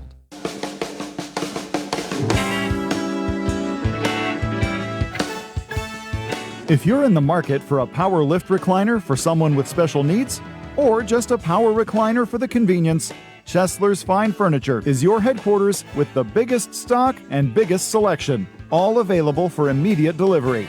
Select from Lazy Boy, Catnapper, and Mega Motion in a variety of sizes, styles, and features. Some have heat and massage and power headrests, or select a total lay flat model with feet elevated. Chesler's has fabrics in a variety of textures and colors. There is surely one to fit your needs. And remember, the team at Chesler's services all recliners purchased from their showroom. Power lift recliners start at $7.99, and regular power recliners start at just $6.59. Credit terms, layaway, and delivery are available. Chesler's Fine Furniture, Route 51 in Uniontown, where customers send their friends.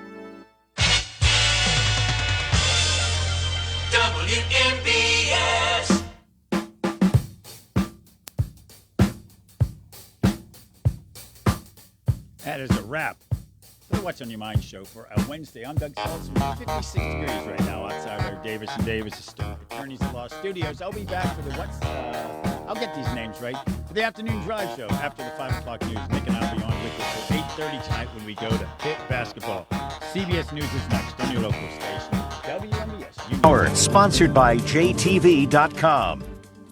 I'm Jennifer Kuiper. The White House is praising the U.S. military operation against Iran. Thus far, Operation Epic Fury has been a resounding success. White House Press Secretary Caroline Leavitt defining success. American forces have struck more than 2,000 targets, destroying hundreds and hundreds of ballistic missiles, launchers, and drones. But while Secretary Leavitt spoke about taking out targets, questions remain about evacuating Americans in the region. The administration is already rapidly chartering flights free of charge and booking commercial options, which we expect to become increasingly available, while saying military aircraft will also be used. Linda Kenyon, CBS News, the White House. President Trump will attend the dignified transfer for the 6 U.S. service members killed in an Iranian drone attack in Kuwait last weekend. The Pentagon